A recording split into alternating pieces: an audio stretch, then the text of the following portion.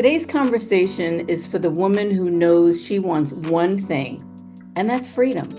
And that could be freedom from a job, a country, a relationship, whatever it is for her. But many times, if not most times, what stops her is feeling behind financially. So I'm sitting down with wealth mentor Alisha Stewart to talk about generational wealth, financial clarity, and why it is never, ever too late to build something powerful, especially in your 50s. So if you've ever wondered whether you missed your window of opportunity and what to do about it, this is for you. So buckle up. You're listening to Sis We Outta Here, the podcast for the woman who looks good on paper but feels like she's disappearing in real life. I'm your host, Miriam Davenport, the Exit Queen. I left the job, the relationship, and the version of myself that kept shrinking just to survive. Now I help women just like you break cycles, speak up, and design a life that finally feels like home. Whether you're in the middle of a major exit or just waking up to the truth that you deserve more, this space is for you. Here we have real conversations. Sometimes it's just me. Sometimes it's powerful women sharing their exit stories. But every time, we keep it raw, honest, and purpose-driven. So if you're ready for real freedom, let's get you free. Let's start your exit. Alisha Stewart, welcome to the Sis We Outta Here podcast. Thank you. Thank you. So happy to be here. I'm so thankful that you're here and you can talk to us about our finances because a lot of this I didn't know before I made my exit. So you can inform the ladies who still are looking to make their exits about what their next steps should be. So Absolutely. talk to me about your background and how you got into this field. Wow, my background. So I have a very diverse background. Okay. So if I don't want to go too far back, but I will say I was in the finance world for several years, about 8 years. And that's where I really got an understanding from the corporate aspect, how money truly works from that type of angle. And then I was into the project management world. So there was a lot of my time in corporate. But the one thing that I realized, even in my life, right, and being interacting and involving with this corporate world, is that debt really impacts people in a way that we don't talk about, right? When you think about how people talk about, the credit score and the importance of the credit score, but they don't always link the issue of the debt that is attached to that. And that really impacted my life as well. And when it came to this industry of being a licensed financial advisor, what's funny is it kind of fell in my lap, where I had a friend of mine who was telling me about something that she was doing. And I'm like, well, let me hear more. Let me hear more about what you're doing. And that's when she showed me about getting these investment licenses, the exact same licenses as the people on Wall Street. And I'm like, oh my gosh, like I always was curious how you got into this industry. Because if you think about the movies like Wolf of Wall Street and Boiler Room, right? It's like, how are they getting this knowledge? How are they getting this information? Come to find out, it's just taking a couple of exams, right? And so when I realized that's all I needed to do to tap into this industry, that's when it was like, that was a game changer. That was the moment where I was like, oh, this is how the game is played. That's when I realized this is all a game. Whether we want to see it that way or not, it's all a game. And it's like, if you don't know the rules to the game, how can you play it, let alone win it? Right. So when I realized what it took to build wealth and what the wealthy were doing, I was able to not only take that and impact my life, but then change all the people around me, their lives as well. Wow, that is so incredibly powerful. So are you saying, do we need to take classes? Like what's our first step? What do we need to do? So honestly, it's like you don't have, if you want to get into the industry, right, then yes, there's a process. But that is what I am here for, right? That is why I got the licenses. That's why I got the education so that I could then take what I have and what I've learned as far as my experience, as well as the licenses, and be able to help any person create their plan to get themselves out of that job, right?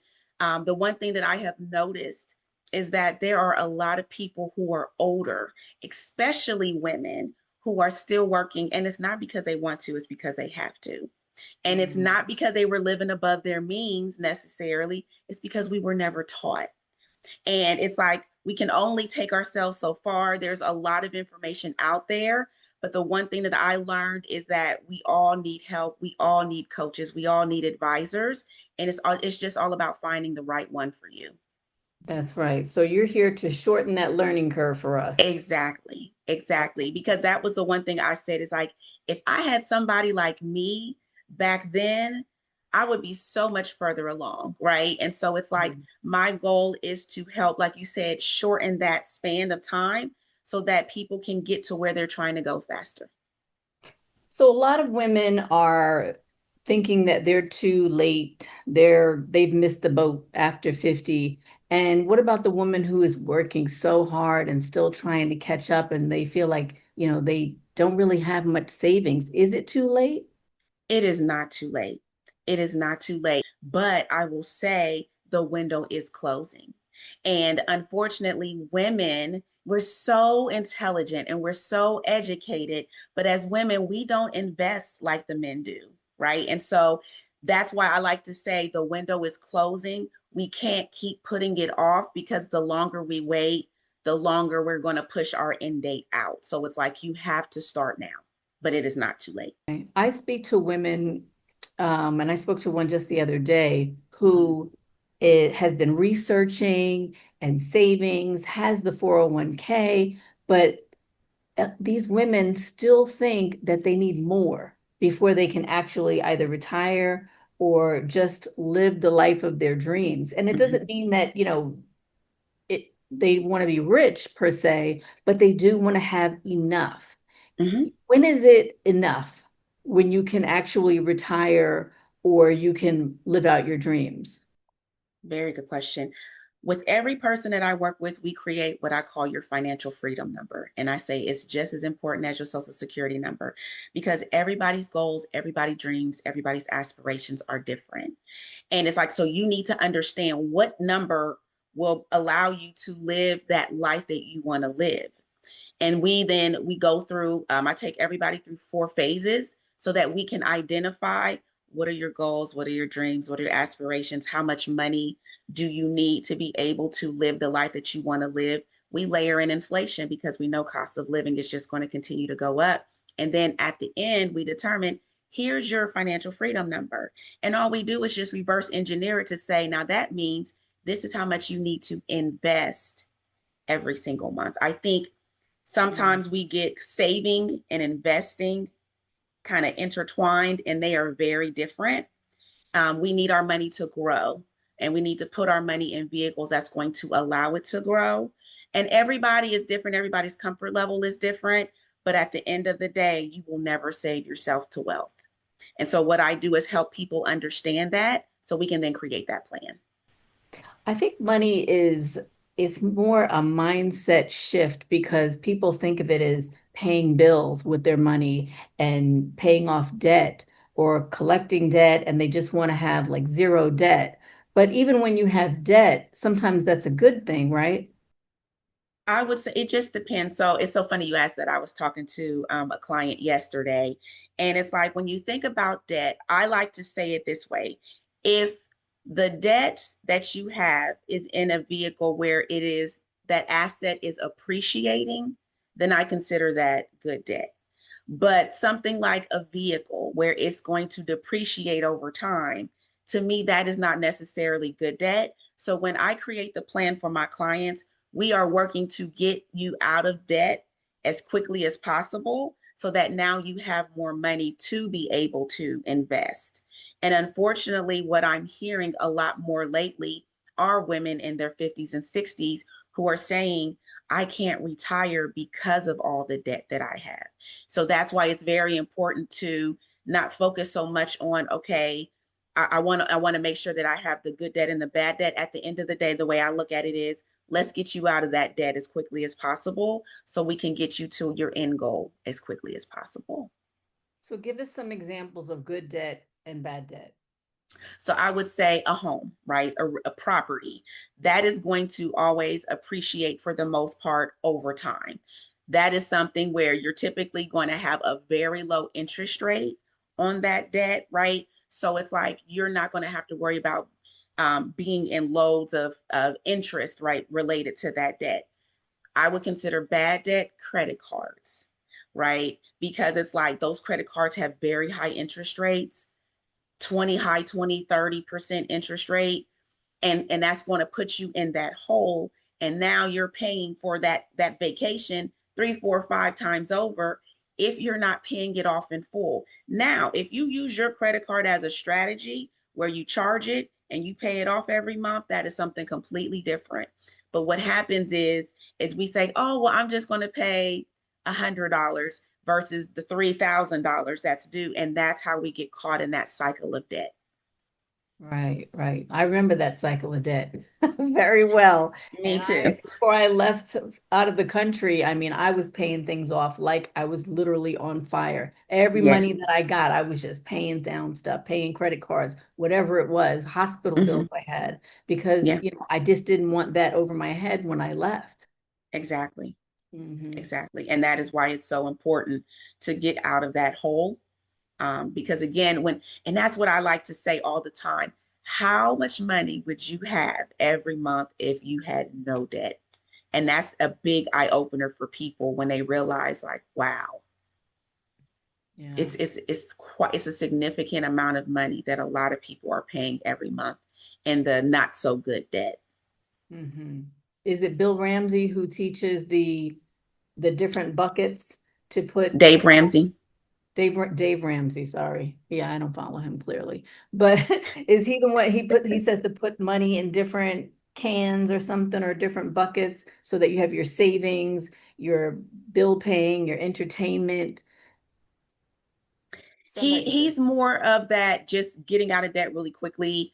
In my opinion, he says basically be frugal, get yourself out of debt, right? And once you get yourself out of debt and you invest your money, right, then you're going to be able to live, a nice life later. And I don't disagree with that per se, but I am a true believer of you can enjoy your today and plan for your tomorrow. You do not have to live off of beans and rice every day. Listen, I love me some beans and rice. I don't want to eat them every day. mhm, Okay. So you mhm, don't have to be extra frugal, but there's boundaries. So we mhm. create a play money account where you have that ability every month to enjoy your today. But once that money is gone for the month, you're done and you have to wait until the next month. So it creates boundaries, it creates a bit of discipline. So again, you can enjoy today, but then it also plans for tomorrow to make sure that you are set when you're ready to stop working one day. And that's the point right there, being disciplined and making sure that you stick with it and be consistent with it. So, Yes. with that said, what do you think is the biggest mistake that women make, especially over 50, that they do with their money? They don't have a strategy. So it's like we get our money and it comes into our accounts and we pay our bills and we just kind of put the rest in a savings account or a checking account. Another mistake we make is because it's there, we're just spending it. And so Mhm. if there's not a strategy, if we don't have a plan in place to say, okay, I got this money coming in, this amount's going to my bills, this amount is going to my savings, because we should all have immediate access to our money. But then the rest of it is investing, right? Your IRA, your retirement account. I like to open up a midterm account for my clients if they have goals. All right. Some people want to purchase a home, some people want to purchase a car. I have a client where she wants to visit all 54 countries in Africa. So we created an investment account for that. So I think we don't realize that we can put our money in different places based off of the goals that we have that are outside of the savings. Because in the savings account, we're getting pennies on the dollar for allowing the banks to hold our money, and they're taking our money and they are giving loans, they are investing it. So they are taking our money, they are getting huge profits off of it and giving us pennies on the dollar. So my strategy is we take the middleman out, We take the banks out the picture. We allow the banks to hold the money that we need them to hold for bills and just, quick emergency money. Everything else has a place outside of that bank. When somebody does establish that strategy, can they still be sabotaged? Like, how do they end up sabotaging themselves? The only way they would sabotage themselves is if they veer off the path of what the strategy is. Once we create the play, it's literally automated. We have it automated to where every month without fail, that money is going to automatically be withdrawn and deposited into the respective accounts. So the only way you're going to sabotage yourself or throw yourself off of that path is by stopping what is automatically set up. And that's why I like it to be automatic, because then it's out of sight, out of mind. It's doing what it's supposed to do while we're doing what we need to do. If a lot of women in their an older bracket, and I'm going to include myself in that in my 50s, Mhm. if a lot of us are not doing well or what we should be doing with our money, and I see a lot of kids in their 20s doing extremely well, are they being taught these steps and these practices from early on, or how are they doing so well compared to us? I would say the younger generation, they may be making more money, they may be looking more successful, but I'm going to be perfectly honest, they're still not necessarily, they still don't necessarily have the strategy they need to ensure that they can stop one day. So I think that's sometimes what can be misleading, because we're looking at how, they're doing so well, but a lot of them still don't have a strategy. Okay, because I Yes. know a lot of people, they have these conversations at the dinner table when they're growing up, but I know we never did because we hardly had any money growing up. So we weren't Yeah. having this conversation. I always thought like, okay, the people who are doing so well, they talked about these kinds of things all the time growing up. No, honestly, I will say the younger generation, they have a lot more access to information than us women in our 40s and 50s, right? And even older, they have a lot, the internet and all of that wasn't necessarily the way it is right now. Social media wasn't even really a thing back, when I was in high school and college. It just wasn't a thing. So the information is out there, and it's more readily available now than it ever has been. So that does give them a slight advantage. But even though the information is out there, they're not necessarily all, I can't say all of them, right? But not the majority of them are not taking that information and running with it and executing. What I'm seeing is people are gathering a lot of information, but they're not doing anything with it. And that's why I like to say it's not that knowledge is power, applied knowledge is power. People aren't applying the knowledge, they're just kind of hoarding the information, and that's not going to get us anywhere. Have you ever struggled with money? Absolutely have. Absolutely have. I will never forget the pivotal moment for me. I was pregnant with my second daughter. I'm a mom of four. She's 22 now, big belly. And I am sitting on the floor. At that time, I'm married. I'm sitting on the floor, and I don't have enough money to pay the gas and the electric. And I'm sitting there like, oh my gosh, what am I going to do? And I'm like, okay, well, I guess I'm going to put a little bit on the gas and a little bit on the electric and hope and pray that nothing gets cut off. And thankfully it didn't. But that was the moment for me when I was like, absolutely not. This is not the life that I am supposed to live. This is not the life that I am going to accept. I'm not going to settle into this life. And so I had to fight and claw my way out of that situation. And it was not easy and it was not perfect. And I still stumbled and I still fell, but I never gave up. And because of that, it got me to where I am now. But it then goes back to what I was saying before of, if I had somebody to guide me and direct me and say, this is what you do, it would have been so much easier. I would have been able to get myself out a lot faster because I would have had somebody there to show me exactly what it was I needed to do. I had to figure it all out on my own. So still at that turning point for you, was it something that shifted inside you like a mindset shift, or was it a decision? Was it a strategy? How did you turn around? You know how sometimes people say, you gotta get to the point to where you're just sick and tired, where you're done with being where you are. And I was just done being where I was.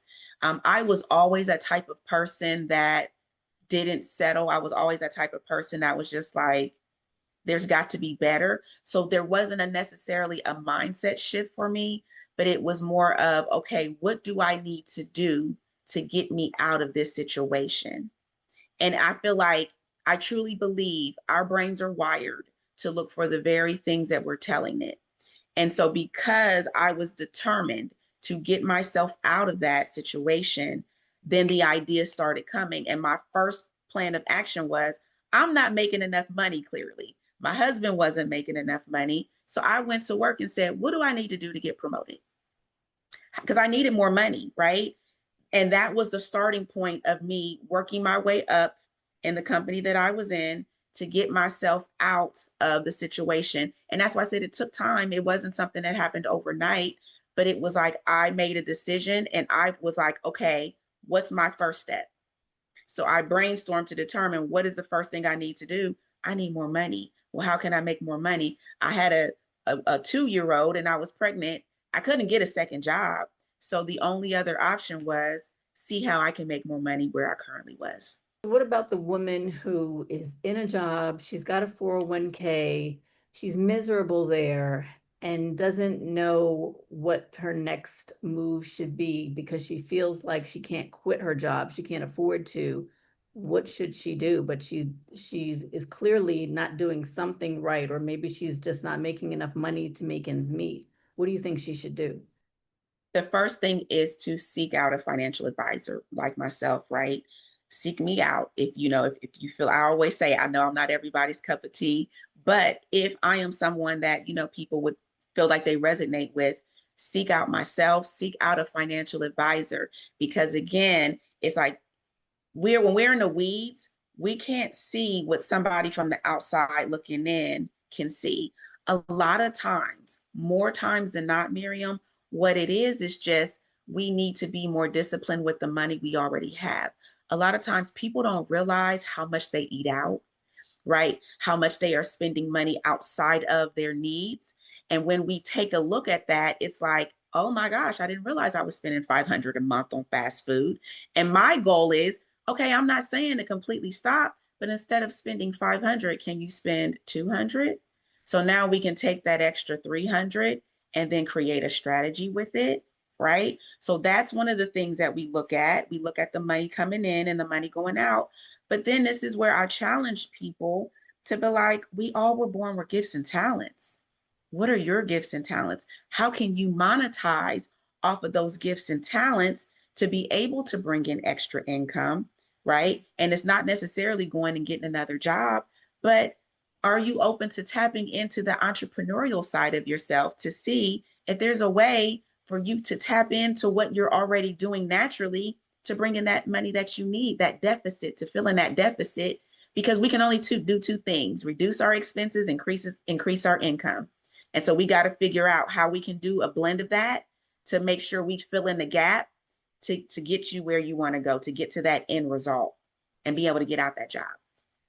Those are excellent foundational steps. I think a lot of women are too, they feel afraid or anxiety about just making a different move, something Yes. different. And their brain is going into that protective mode saying, oh, you don't want to change anything because, at least this debt, like where you are right now, I'm going to keep Mm-hmm. you safe. So don't go anywhere. But the Yeah. thing that will get them out is if they change and do something different outside of what they're already doing. Something's got to give, obviously. Yes, something's got to give. We got to get out of our own way. So many times we are in our own way, and that's why I said so many women. It's a huge gap between women who invest and men who invest for that reason, because we are protectors. We want to make sure that things are protected and safe. But what we don't realize is that we are holding ourselves back by thinking we are protecting ourselves, and we're keeping ourselves in that comfort zone that's going to keep us in the job we don't want to be at. It's going to keep us in a state of anxiety and stress.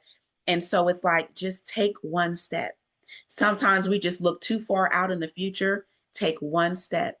Schedule an appointment with a financial advisor, sit down with a professional who can take a look at what's going on and be able to say, okay, now I have a plan. And I understand talking about money can be very vulnerable. People can be, especially women, we can be ashamed. We can feel like I should know better by now. I should be better off by now.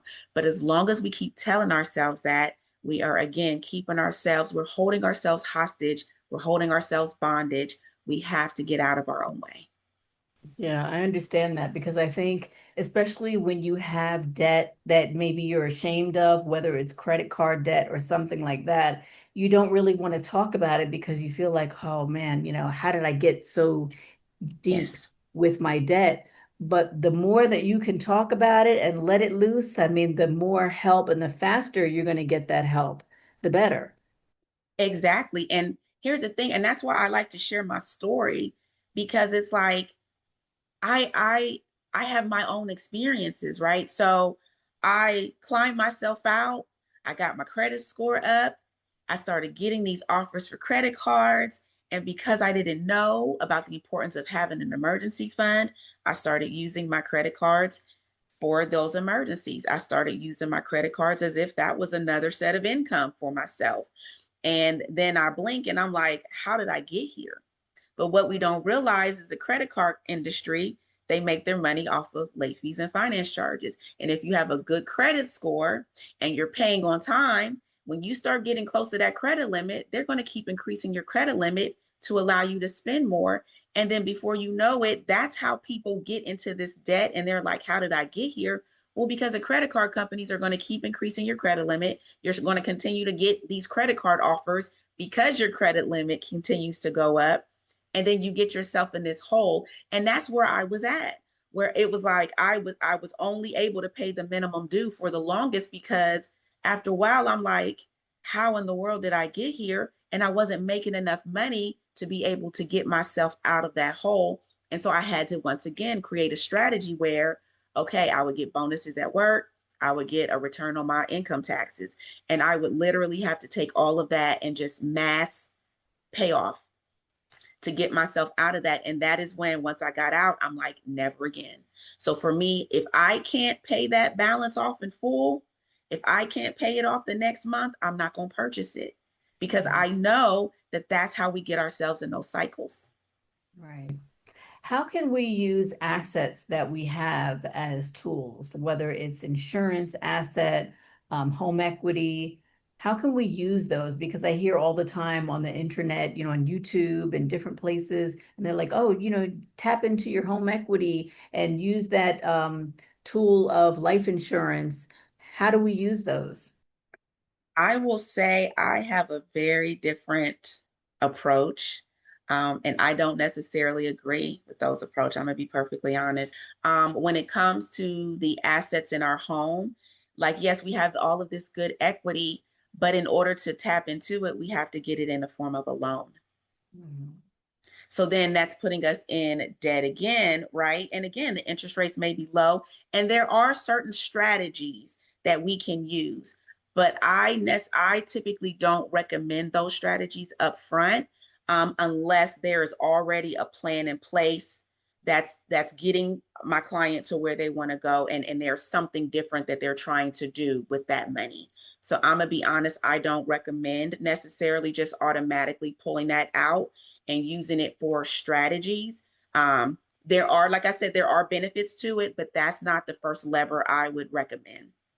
When Mhm. it comes to insurance, again, I have a very different approach. I truly believe that life insurance and investing are two different vehicles, and they should remain separate.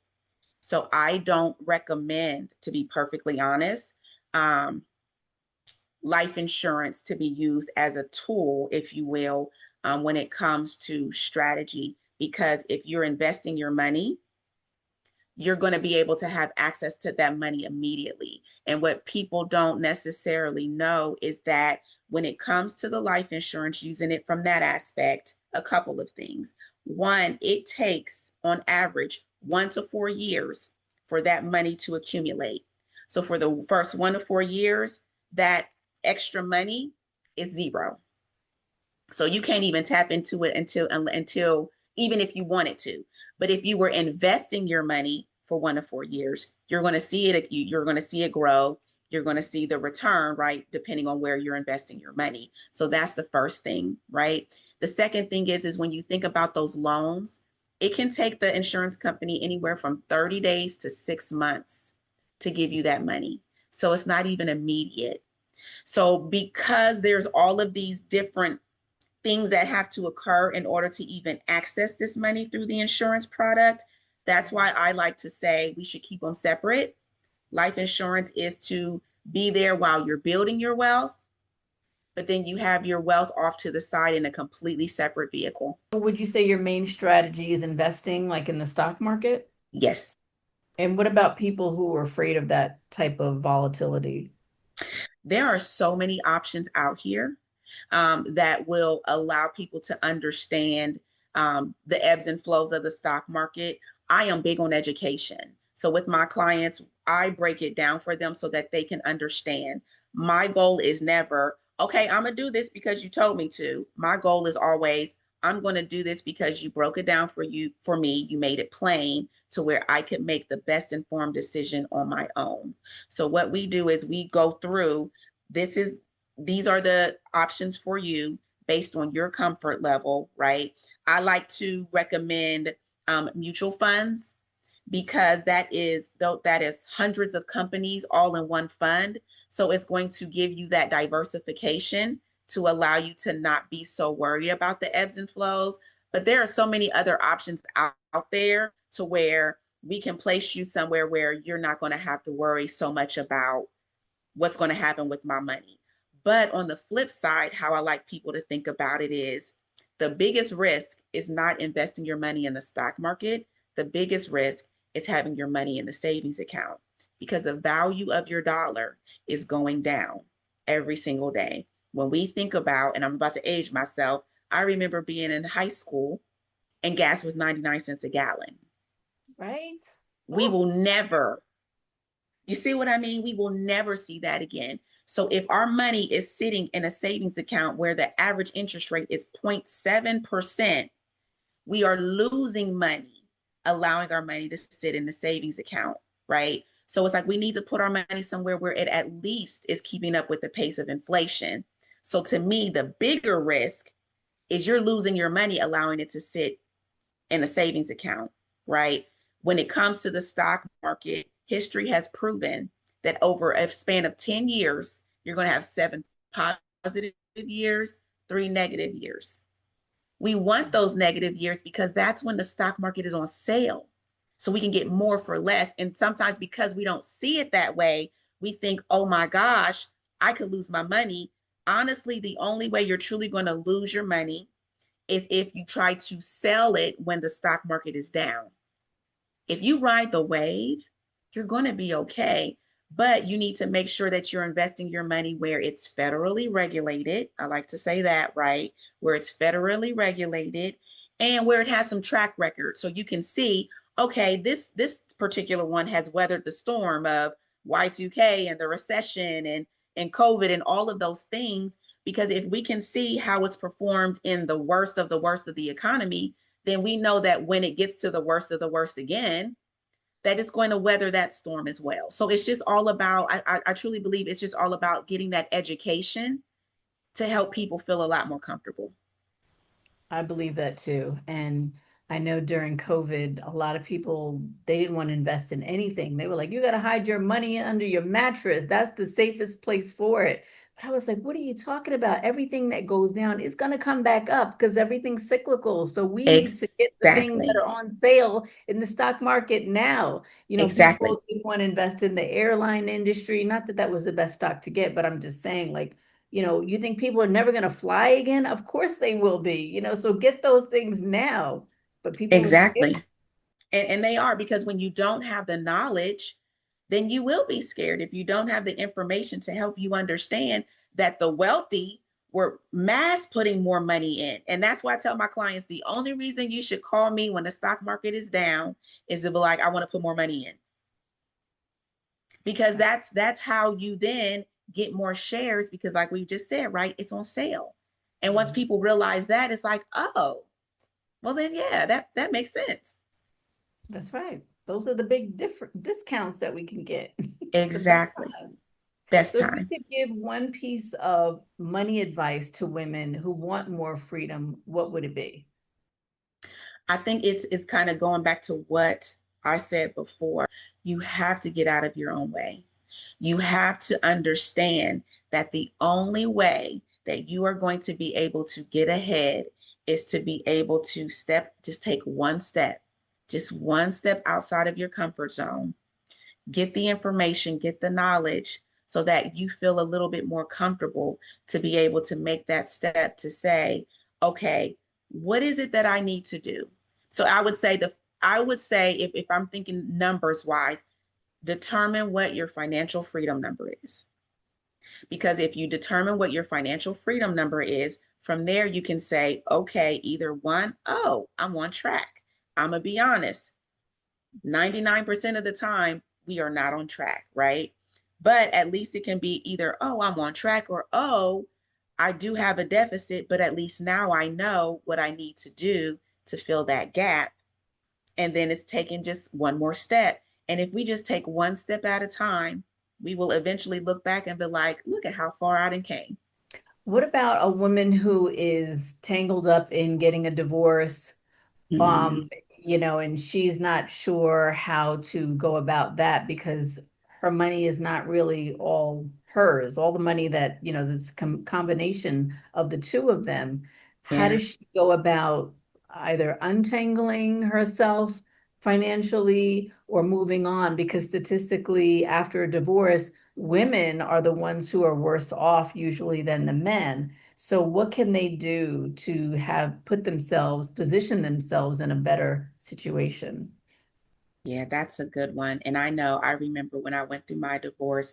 I mean, in that situation, again, not a professional, not a lawyer, but I will say that needs to be wrapped up because, again, those assets have to be divided.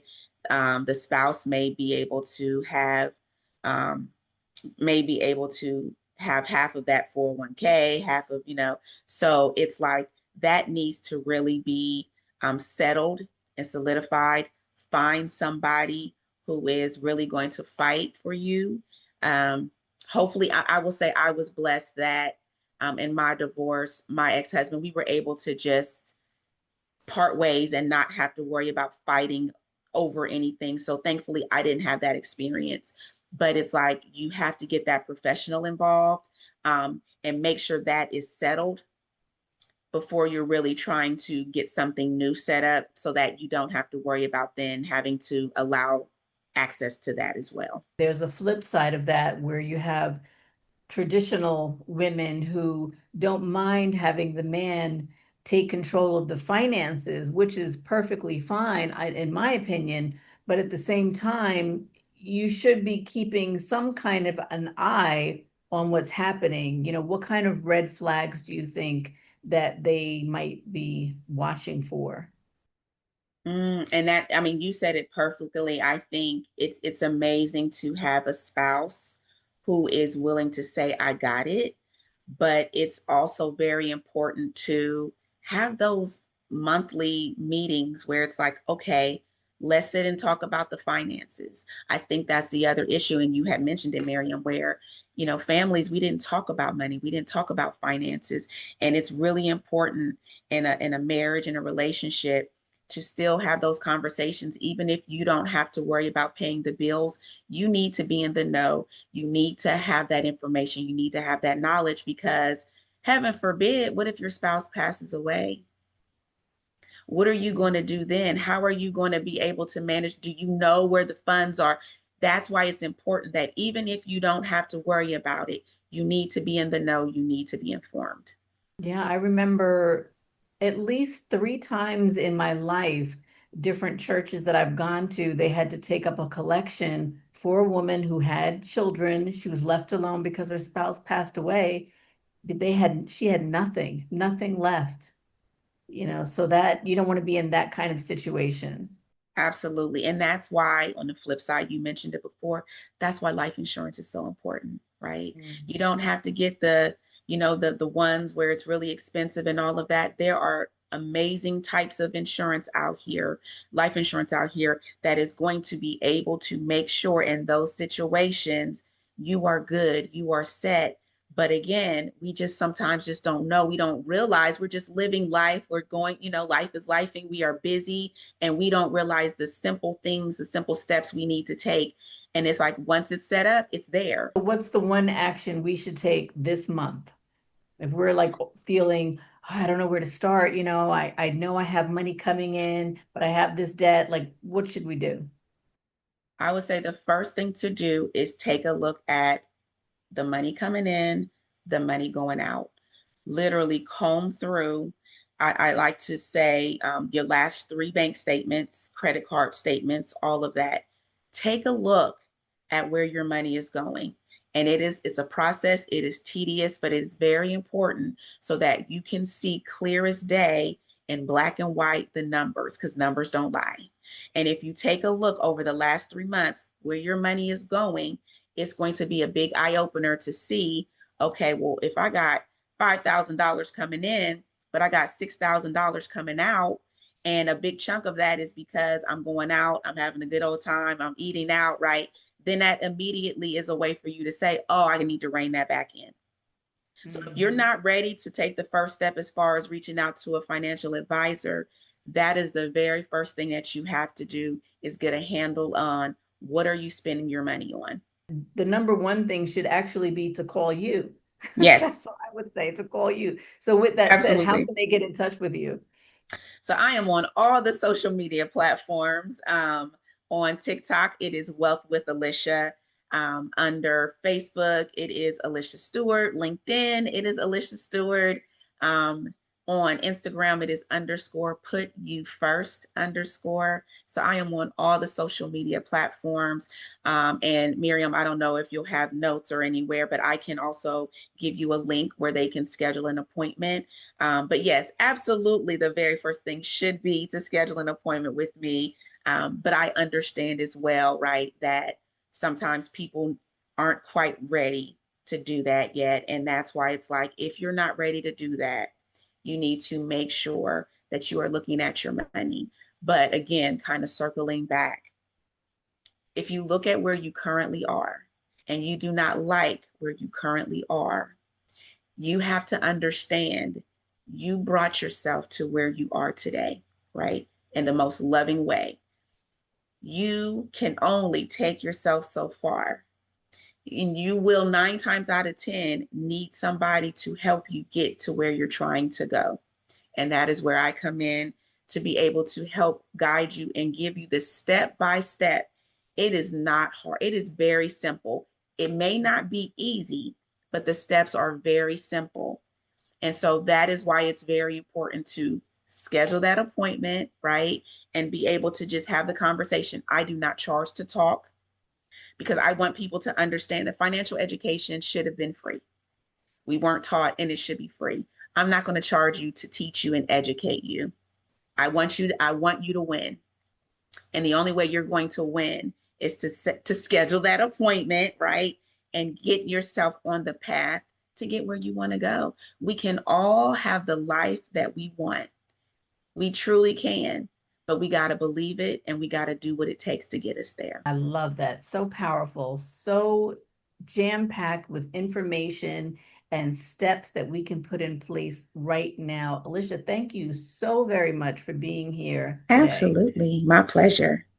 And all of your information will be in the show notes.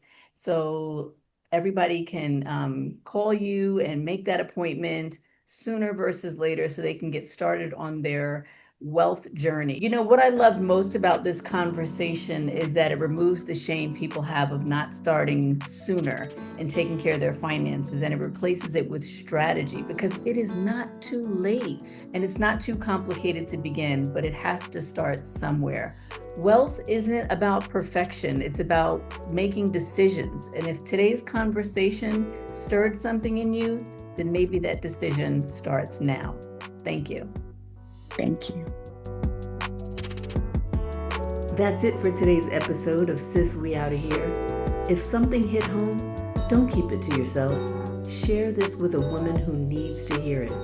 And if you're ready to stop circling the same old patterns and finally make a move, come join us inside the school platform, where you reclaim your voice, your power, and your peace. I'm Miriam Davenport, the Exit Queen. And don't forget, the longer you wait, the heavier it gets.